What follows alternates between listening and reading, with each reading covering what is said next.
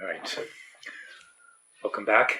Another episode of Decomposing Messiaen, which is a series of videos where I'm studying the techniques of my musical language, written by Olivier Messiaen. Today, we're looking at Chapter 7, Rhythmic Notations. It's a short chapter. In fact, this is the extent of it, plus a couple of musical examples. So I'm augmenting that material with contents from some interviews that Messiaen gave later in his career, maybe 15 years after writing Techniques of My Musical Language. He sat down for interviews with the journalist Claude Samuel. Those interviews were very wide-ranging. And in fact, they revisited those interviews maybe 10 years after they'd originally been published, and that's now in a collection that I'm reading through. There's a great section where he talks about how rhythm has been central to his development, his career development, his compositional development, and the same ideas, obsessions, interests that are captured in the earlier book, the Techniques, are still present in those later interviews. His rhythmic ideas have expanded, but they've expanded through addition, not through changing the fundamental pieces at the start of it. So it's nice to bring in some of that later material, which we'll do first, and then go to the chapter. So it's been a while since one of these videos came out. I did not intend to take 6 weeks off. I did intend to take a little bit of time at the beginning of August. My daughter was heading back to college, and I wanted to make sure that that was going to be a busy time. So I didn't do this. I didn't do my podcast for a week or two as well. But then that sort of extended out, and then it hit Labor Day, and I thought, well, that's a good time now. I've had a very French vacation period, the month of August up to Labor Day, and it's time to get back. So last week I sat down and recorded a absolutely fantastic talk on this chapter. And my phone was fucked up and didn't record it. It stopped after 18 minutes. I was so frustrated that I bought a new phone. So I'm using a different phone. I've shifted from iPhone to Android.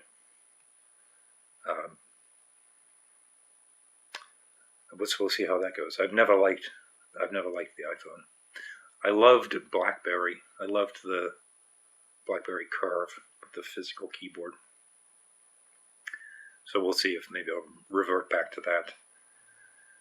But this is a nice camera on the phone, so I hope it looks good. Anyway, I'm hoping to get one of these episodes out every 2 weeks. Recording them on Friday evenings and then getting them out Monday morning. That kind of schedule. So, of course, subscribe, all that stuff, right? There's, 19 chapters in the book. We're on Chapter 7. And I have started bringing in other material. I think the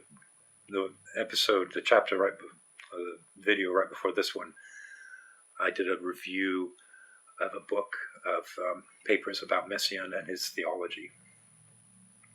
I'm going to start doing more like that. Maybe every third or fourth video will be peripheral or supporting information. There's a lot of pieces of music that Messiaen refers to in these interviews. Not so much in the Techniques. In the Techniques, he refers to his own music. But there are other composers that he obviously thinks very highly of. Some of whom I knew but don't know the pieces that he's talking about, and some of whom I've never heard of. So it would be interesting to take a survey periodically into some of these pieces that Messiaen himself thinks is worth a study. All right, so rhythmic notations. Before we get into the interview, by notation, what he means is specifically the act and the craft of writing it down so that someone else can take it and perform it as closely as possible to the intention of the composer. So rhythmic notation is the mechanics of documenting the piece of music. It is the shared set of assumptions and expectations that a composer will use to write down the idea so that a performer can take it, study it, practice it, and perform it. It makes sense for Messiaen to be talking about this now at this stage of the book. If you recall, the first 6 chapters have been very much about rhythmic techniques, the techniques of augmentation, diminution, the practice of addition, the different ways of managing and manipulating rhythmic patterns.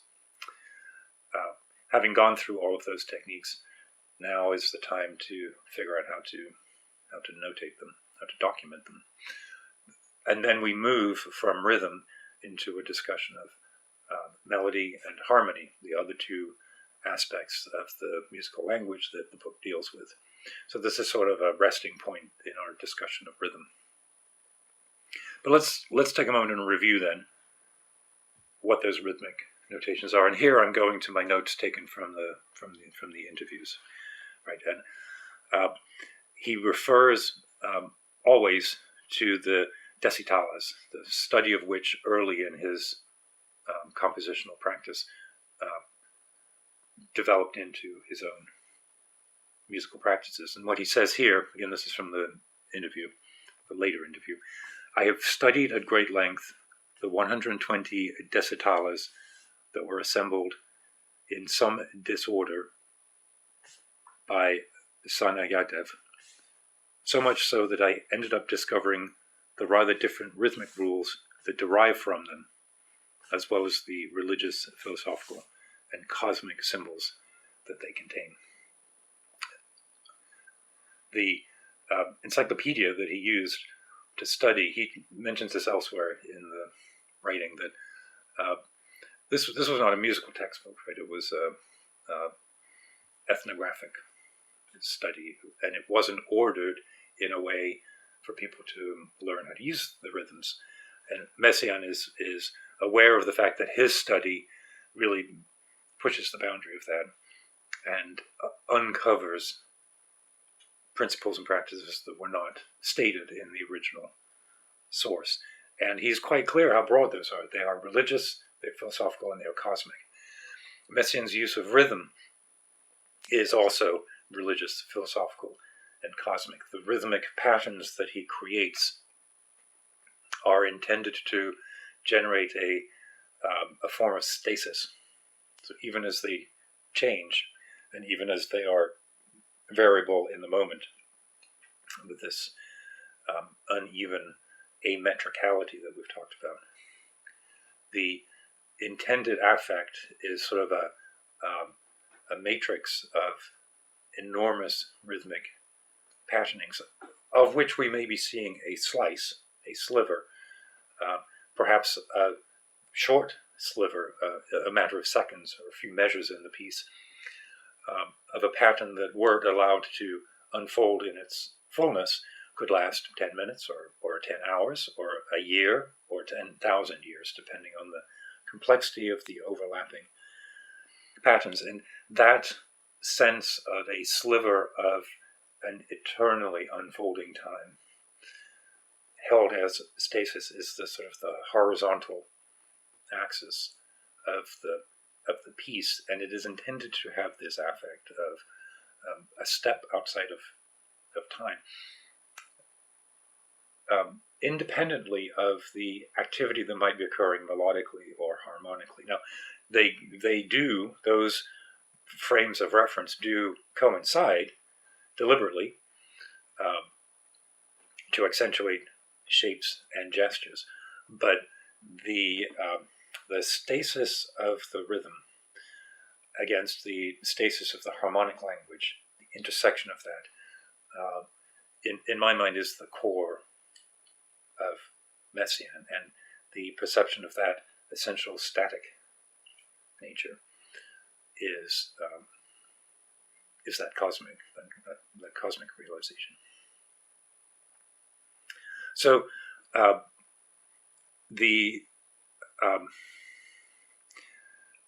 when Messiaen says that he uncovers, what did he say? He says he discovers the rather different rhythmic rules that that derive from the decitalis as well as the religious piece. What are those rules? And he restates them in the interview in much the same way that they're stated in the techniques. The principles of the addition of the dot. So a dot in musical notation means to add half again the value of the original note. And if you have a pattern, and then one of those notes is dotted on the repetition, now you have the pattern repeated, but it has been manipulated by the addition of the dot, and it provides that sense of ametricality. Ametricality is the key descriptor of Messiaen's rhythmic patterning, a consistent small pulse clicking along, right, that is grouped into sets that are often prime numbers, usually odd, and it is then the relationships between those blocks of patterns that construct the formal rhythmic behavior of the piece. So the principle of the addition of the dot. The increase and decrease of one value out of two, so let's say you have two blocks, one of them is 3 beats, one of them is 5. The 3 will be the same, the 5, the B, the second one, may change by any of those mechanisms, shorter, longer, different, but always returning back to the same A, the same beat. And by that way you have then sort of an alternating stepwise evolution of the rhythm. And then he notes that the mechanism of augmentation, that you could, if you have a pattern of beats, you could apply any factor to that to come up with a second version, and that factor could be longer, or it could be a division to make it shorter. But the relationship between the notes within the pattern is the same, even if their duration is now twice as long. So instead of 3/4 notes, you could have three half notes or 3/8 notes. It's the same pattern, but now it's compressed or augmented. So he articulates those mechanics based on his study of the decitalis. And then he gets to this. The primordial element is the existence of special rhythms that I've named non-retrogradable. And it's worth just pausing here again, right? Remember that matrix of stasis, the x-axis of the sort of cosmic unfolding? Non-retrogradability is central to this. Right? So the middle part of a non-retrogradable pattern is consistent and is surrounded by two reverse of each other. The pattern would be the same whether it's played forward or backwards. So there's a built-in similarity, consistency within a non-retrogradable pattern. Similar to in the melodic and harmonic realm, the modes of limited transposition, you can only move them up or down, the starting note up or down, a few amount of times before you get the same pitch set. And although within the mode it can be quite rich, harmonically complex, the number of variations of that mode are limited. And that limitation is not a flaw, it is a design principle. So you think of the non-retrogradable rhythm and the limited transposition of the modes, and again, that's the central part of Messiaen.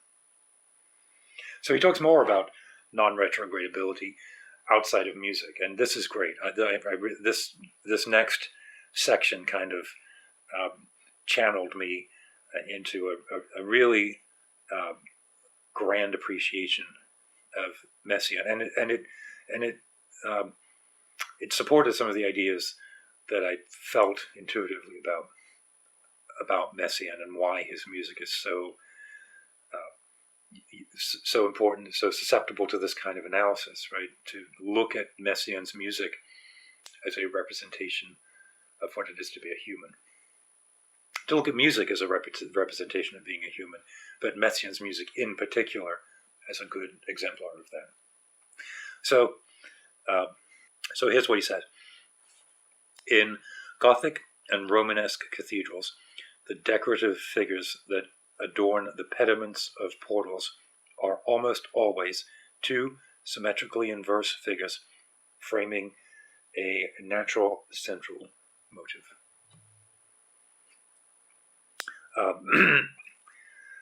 So if you go to Saint-Chapelle or one of these beautiful Gothic cathedrals and you see an angel, will be surrounded then maybe by images of flowers or grape leaves or whatever, right? And those two side patterns will be symmetrically inverse, pointing to the central piece.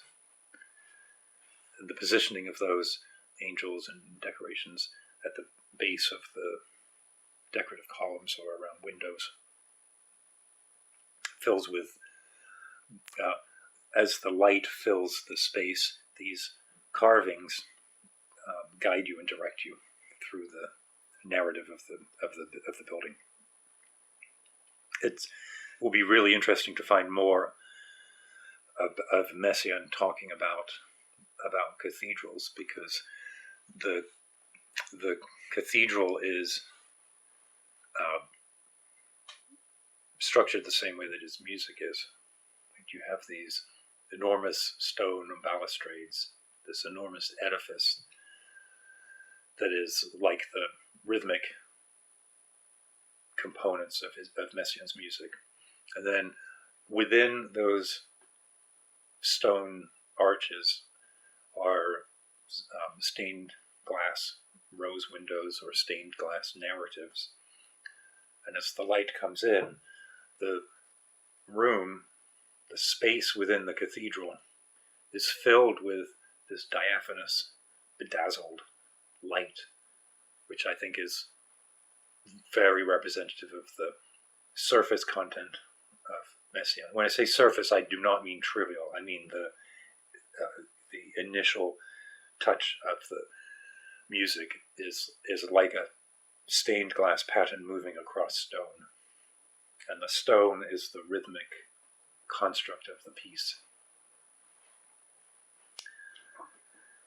He also then looks at non-retrogradability in nature, and he talks about the wings of butterflies. So as a butterfly is in the cocoon, its wings are pressed together, and then as they open up and dry, they have the same inversely symmetrical pattern on their wings, with their body in the middle.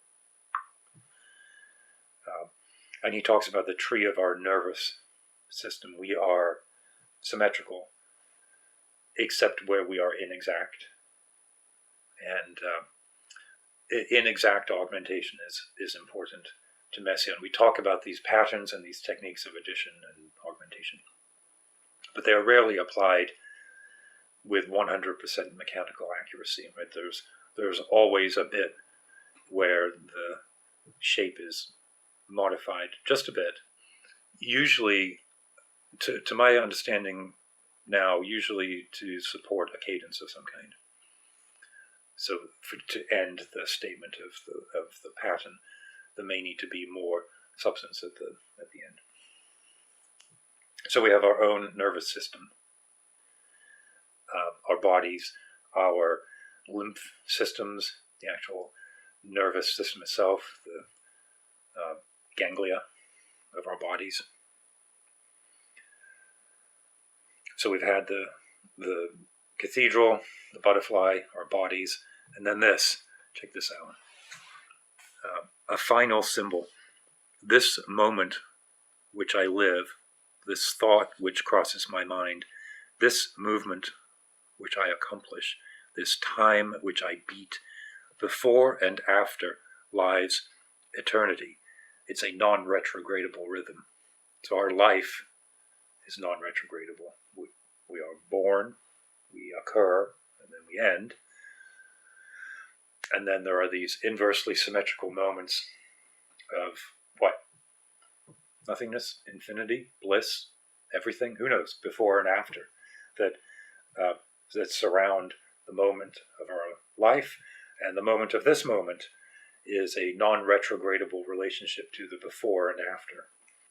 Reading that made me, this whole section, this whole interview was like a funnel to this realization, this statement of the non-retrogradability of the moment, and how that is reflected in the music with this sort of cosmic point to the stars, to infinity, death, to birth, to the religion.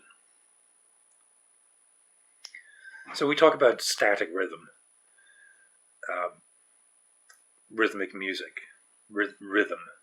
What is rhythmic music? What does Messiaen mean when he says rhythmic music? So when we use the word rhythm, sort of the intuitive definition that we think of is music that we can dance to. Right? And so then we think that it's music that is repetitive, that there's a beat, a groove, a pattern. And we expect it to be familiarity through repetition, like a constant beat so that we can get into it, we can dance to it, we can sing to it, we can march to it. This is what we mean. It may be highly syncopated, with a lot of emphasis on the offbeat, but in order for it to feel syncopated, there has to be a clear, consistent beat, and a consistent beat pattern. Right? The organization of the beat feels like it needs to be the same for the duration of a piece that we consider rhythmic, so that we can accentuate the offbeats and so that we can move to it in a coherent way. But that is not what Messiaen means when he says rhythmic. What Messiaen means by rhythmic is ametrical music, right? So if we think of a consistent pulse and we think of marching music or dancing music, usually being an even, equal breakup of that pulse, Messiaen would not consider that rhythmic music. He would consider that non-rhythmic music. Rhythm to him is the unequal, ametrical breakup of that consistent pulse. He says, schematically, rhythmic music is music that scorns repetition, squareness, and equal divisions, and that is inspired by the movements of nature, the movements of free and unequal duration. He isn't talking about irrational rhythms here. Elsewhere, towards the end of the lecture, he actually specifically says, he's asked, what about irrational values? And Messiaen says, for a time I used them without liking them very much, and I finally gave them up precisely because they are irrational. I prefer rhythms that are extraordinary but straightforward. So he isn't writing his music with, the division of the beat into complicated ratios of 17 to 9, or the kinds of things that you would see in Boulez or in many scores coming after Messiaen, even today. He's also not really talking about what you see in Debussy, where it's much more cadential and improvised in the freedom. I've been working on some of the Debussy piano pieces, the Image set, and Reflet dans l'eau is an extraordinary piece of freedom and fluidity. It's not irrational notation, but it is not ametrical either. It is fluid and formed in a different kind of gesture. Messiaen is very interested in these patterns of prime numbers, which I think is what he means by straightforward. It's 5, 9, 7 grouped together, and then clearly notated. When we get to actually talking about ways to notate things, he's very involved and invested in having those core groupings be easily interpreted. He's not dismissing irrational values here, and neither am I. So, for example, Messiaen thought that Boulez was the next great composer precisely because of his rhythmic innovations. Messiaen makes this broad historical narrative, and it is broad, and so of course it's suspect, but it's broad and it's nice. If the 18th century was sort of the evolution of melody, so the liberation of the melodic line. Then the 19th century was the evolution of harmony, leading to ultimately the breakdown of common practice harmony. And then the 20th century was the liberation of rhythm with Stravinsky, Bartók, Messiaen, and then his students Boulez, Stockhausen, really taking that to a new level. How do you notate really complicated irrational rhythmic gestures? I mentioned Debussy. Debussy sort of gets away from it. He gets away with it. He notates it, and then I believe just assumes that you'll play it with a real feel for the piece. Messiaen wants to notate very precisely his straightforward rhythms. Let's wrap up the interview stuff and get to the book. I just want to take one more section from the interview where he talks about the love of prime numbers, because those rhythmic groupings, that rhythmic organization is definitely focused on arrangements of prime numbers. He says, the love of prime numbers, the simple fact of not being divisible, represents an occult force. Divinity is indivisible. So the same way that the non-retrogradability of the pattern is reflected in nature, is reflected in our bodies, is reflected in our phenomenon of being alive, the indivisibility of the prime number, as well as being essentially asymmetrical, also is a reflection of the divine reality of indivisibility. He says, my rhythmic language is precisely a combination of all these elements. Here's what he's saying. Again, this was from later in his career, but when we get back to the text, it's if you review through the previous episodes, there's a great summary of the elements of his rhythmic language. First, note values distributed in irregular numbers. The absence of equal times, so 4/4, that kind of thing, not there. A love of prime numbers and the presence of non-retrogradable rhythms, all presented with symmetrical permutations. Notation is an interesting part of the process, and from my own experience writing my own music, there's different stages of notation leading up to that final score that's handed over or stuck in the drawer or burned and thrown away as a piece of garbage. When I start a piece of music, I typically start with something like this. I have dozens of pieces of paper like this lying around at reach at the piano. I do tend to arrive at initial ideas through messing around at the piano. If I'm practicing some other piece of music, some Debussy, for example, I may stop and just sort of slap my hands down on the keys, and then at a certain point I might hear something that I like, and then I need to remember it and write it down quickly.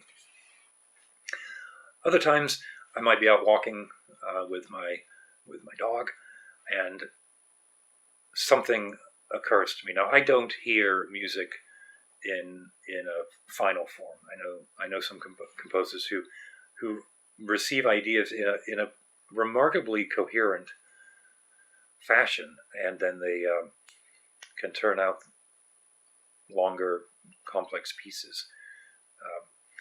I don't operate that way. I will feel something that's more like a shape or a gesture. And if I'm out walking the dog, then the craft that I'm trying to hone is to remember what that is sufficiently so that when I have time back, I can at least get it to something like this, to a nugget. And then later, I can return to this nugget, and then I look at it and think, what's implied by that? I mean, it may just be, in some cases, a couple of chords, or it may be a couple of chords and then, something like that written, some doodling articulation of what I think might be going on. So what is that? Is there something implied in the melody that deserves to be explored and repeated? Is there something in the harmony that deserves to be extended? Does it imply counterpoint? Does it imply a certain rhythmic action? Sometimes if I'm notating rhythm, I'll end up with something like that, and then I have to try and put it back together again. So from that, I'll end up with something that looks like these kinds of notes here. These are notes for an opera I'm working on, and I haven't touched it for months. An opera on the space dog Laika the space dog. That stage is sort of the next evolution of the scrap, but even that is still not a draft. I do then when that kind of paper, when that folder becomes coherent, then I do turn to the computer and I write out the piece as it stands in Sibelius. Every one of those three steps is different, and it's different from writing, and it's certainly different from playing the piece. When I'm done in Sibelius, what that usually means is I've taken those scraps that have become worked out, and I've turned it into something that I think is a piece. I know that there's gaps. I know there are things where I'm not happy with it and that I have to figure out, but those are now identified within the context of the piece. And I will print that out, and then I will take it to the piano, and I will play through it. And in playing it, I will often change things quite significantly. I may rewrite entire sections because it feels better having played it. I will certainly make corrections to the notation of pitches. And I will make sure that the duration of the notes as I play them is actually what's written. Because what I find for myself is typically very different between what I think, what I write, and what I play, is the actual rhythm. When I play something that I've written, I find myself often extending particular durations. Well, so that could just be that could be because I'm playing with some rubato and playing expressively. That's okay. But often what it means is that I didn't count right when I was writing it. I thought it was this, and what it really is that, and it should be that, and so I need to rewrite it. And like Messiaen, I don't typically use equal measures. I like rhythms that are not the same, and I like that to be apparent in the score. So I might have a piece where the rhythm is articulated as 7/4, 9/4, 5/4. 7/4, 9/4, 9/5/4. And then just repeat it the whole time. It's like a unit of coherence that is meaningful. I think it's important for the structure of the piece to see that. And if I need to change, if I realize that 9/4 part is really 11/4, I need to change that because I didn't get it right the first time, and I often don't realize that until I'm playing it.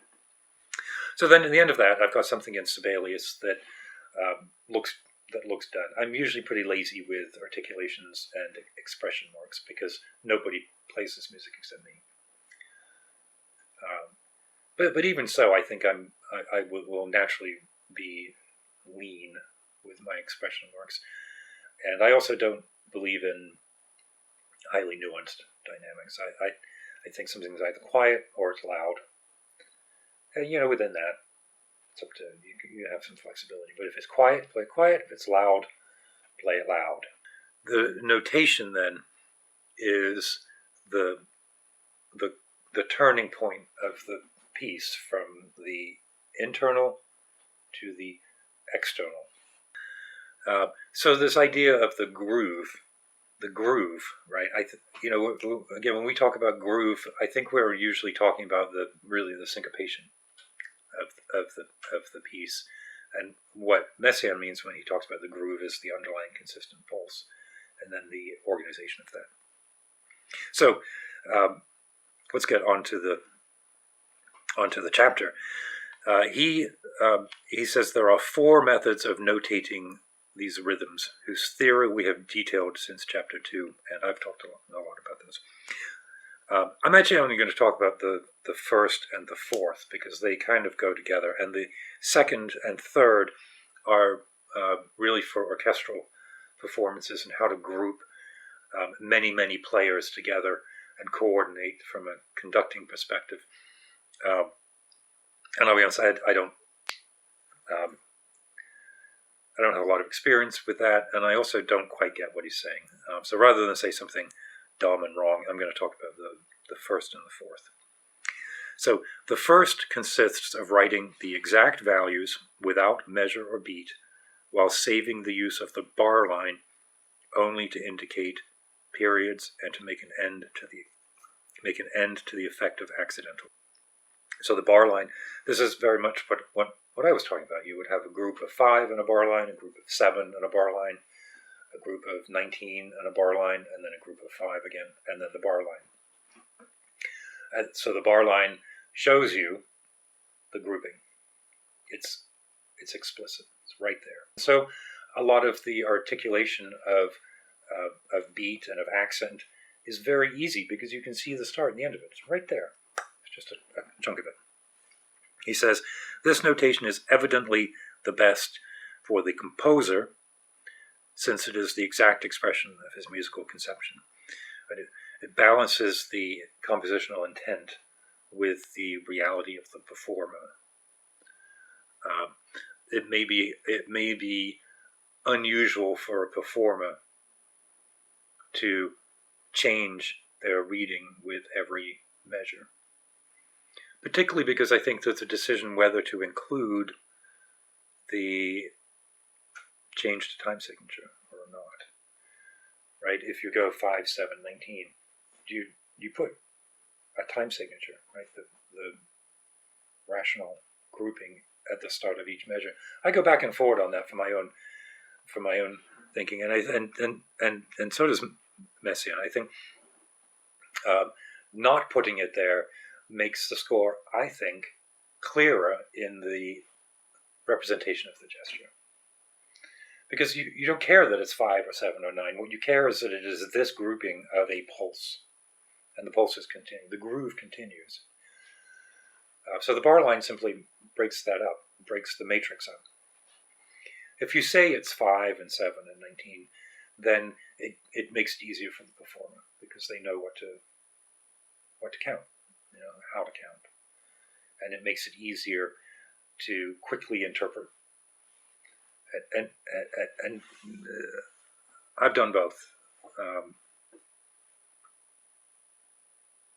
The pieces I'm working on right now for piano, I'm showing the time signatures. The preludes I wrote a year or so ago, the Red Hat Stickman preludes, I did not include time signatures. And I can't tell you if there's a rhyme or reason to that decision. Back to Messiaen. It's excellent for one alone or a few performers in a group, this first notation, where the bars show the groupings. As I remarked in the preface of my quartet, interpreters who feel a little strained by the rhythms can mentally count all the short values, the 16th notes, for example, but only at the beginning of their work. This procedure could make the performance in public disagreeably dull and would become a real puzzle for them. They ought, in course of time to keep in themselves the feelings for the values without more, which will permit them to observe the dynamics, accelerations, retards, all that would make an interpretation alive and sensitive. So there's the idea that ametricality is not mechanical. It's never jerky. It's asymmetrical and it's fluid. To get there requires a set of practice where you maybe you have a very fast metronome clicking, like I've done in some of the earlier episodes when I've been working on the practice study, when I'm trying to build out some of these things. I have my metronome clicking along. So that's the first notation, where the bar lines mirror the gestures. The fourth notation is easiest for the performance and most unsatisfying for the composer. So if the first one balances the composer, makes the composer's desire heaviest, the second one compromises the composer's happiness in return for the ease of interpretation from most performers. It's interesting to think about this, though, right? Like today, 70 years after Messiaen wrote this book, is it really easier for musicians to see this fourth notation? The bar line, the bars are the same, and what changes then is the notation of the rhythm with slurs and accents is used to highlight the shape of the rhythm. But you know that the bar is 4/4 or 5/4, whatever it is, it's the same all the way. Is it really easier for performers today to see that? Or is it confusing?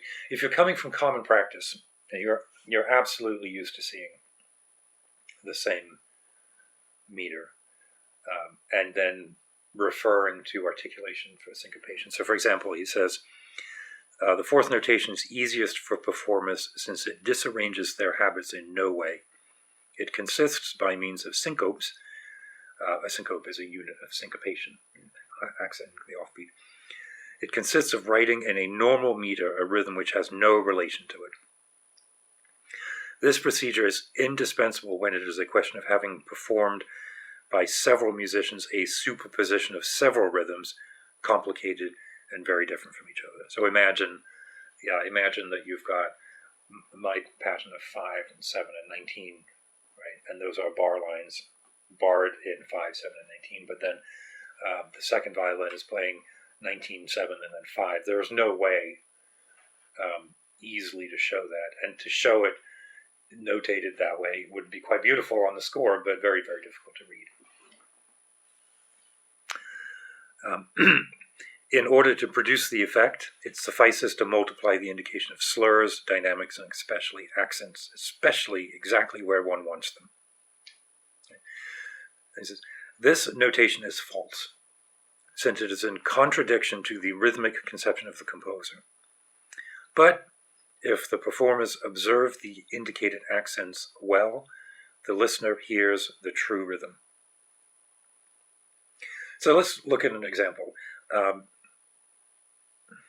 In the beard is just out of control. Barbershops are open in Pittsburgh, but they won't do facial. You've still got to wear a mask. And I'm just really of two minds. I mean, obviously I'm letting it grow, but I could just, a pair of clippers, I could just, but I'd fuck it up. I know I would. But it looks pretty messed up like this, so I have to make my mind up. Anyway, examples 68 and 69 is the same music. It's music from the Liturgie de Christal, which is the solo clarinet piece in the solo clarinet movement in the Quatuor for la Pan de Temps. And in the first line here, 68 is how it's notated in the score, and this is where the bar lines mirror the pattern. Right? So you have 1, 2, 3, 4, 5, 6, 7, 8, 9, 10 16th notes, followed by 1, 2, 3, 4, 5, 6, 7, 8, 9, 10, 11, 12, 13, 14, 15, 16, 17, 18. A much longer measure, and then 3. And that's how it's broken out. And you can see the accents line up very easily with the bar line from a notation perspective. 69 is an example that Messiaen provides. What would that same music look like if we were writing it in 3/4? And you can see now that right away, those first 3 16th notes look like an upbeat, don't they? And maybe they're intended to be even in the first, but I would not play the first line as a da da da da da da da da. I would play it as da da da da da da da. Right. So you really have to. I think it's most noticeable here on that first C natural, the 4th 16th note in the first complete measure of example 69. You have to really accent that to get what Messiaen really wants, which is the sense of 2 8th notes following 6 16th notes. Da da da da da da da da. Dee da da dee dee dee dee do do do. Same with the E. That downbeat on the second measure in 68 is appears as an offbeat in 69. So if you follow the accents and the slurs absolutely correctly, it's going to sound the same, but it doesn't think the same. So there's definitely a balance in notation. Notation is not an exact science. It is a text. It is an artifact that is interpreted, and it is interpreted in 2 steps. Right? Obviously, it's interpreted like this when someone looks at it and tries to figure out how to play the music. But it is also an interpretation of what the original intent of the composer was. And it is always going to be a compromise of some kind. A compromise due to the nature of the physicality of a piece of paper that is a particular size. Page turns in notation are notoriously important and provide most unexpected interpretive gestures and decisions by editors to group music together to avoid an awkward page turn. The notation, the score itself is not, I don't think, the best arbiter or articulation of the music, even as it is fascinating and beautiful to study the score.